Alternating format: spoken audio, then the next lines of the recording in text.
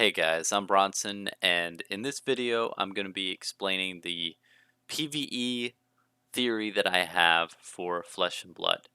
Now, as you all know, that Flesh and Blood is a trading card game that is hero-centric, and at its core, the base game is PvP, where each player has a deck that revolves around a hero and their abilities that they wield, and they do battle in an arena against another hero. What I am theorizing is that in the future, I don't know when, I don't know how, but I can almost guarantee you that there will be PvE content in Flesh and Blood.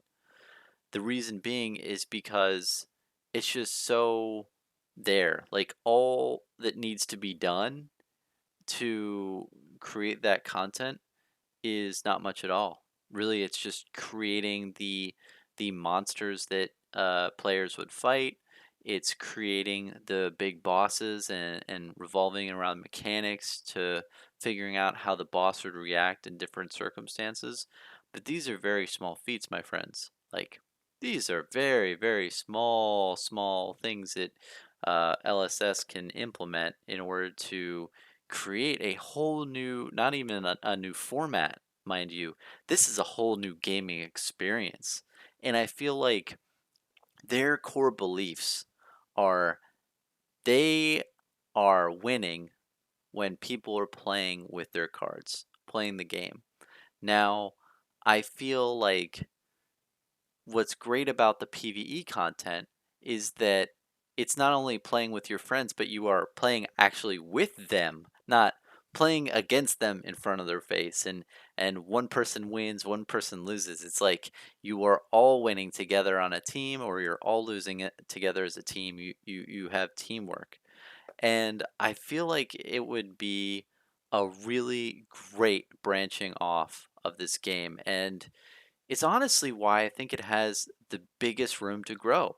Because if you think about other trading card games, they don't have that ability, in my opinion.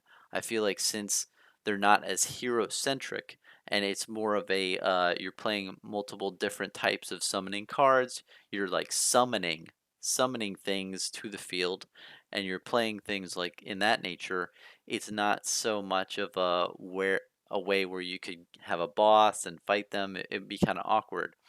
But I think where Flesh and Blood is really going to just like flip the table on the standard TCG is when they announce that. And I feel like the things that they are doing may be able to be copied by other trading card games, and they are seeing Flesh and Blood and noticing how popular it is, noticing how how much traction the secondary market cards are, and they want to copy certain things.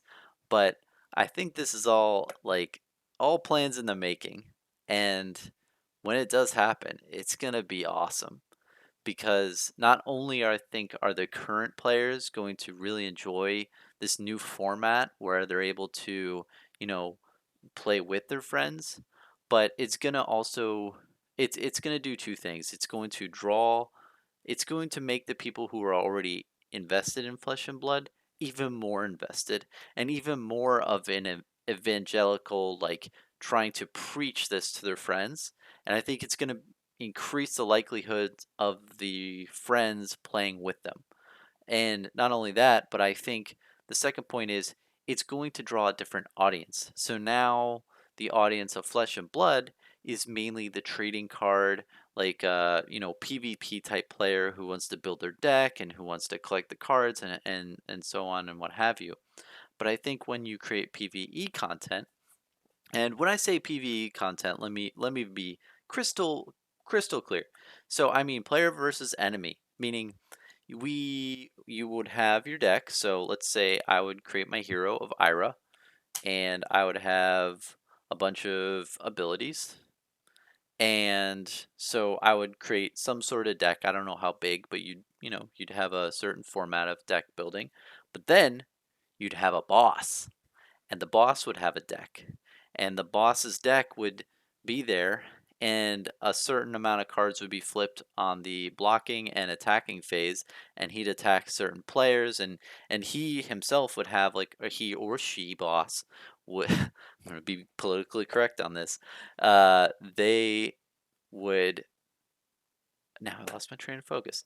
The boss, whatever gender or whatever the boss identifies as, they would play cards, and the players wouldn't have to play as the boss, if that makes sense. Like the boss would have its own abilities and its own like card list to put it in its deck, and it would flip over at certain times. And what's great about this is that it would really, like I said before, draw more people to play. People would play together, and it's extremely easy to implement.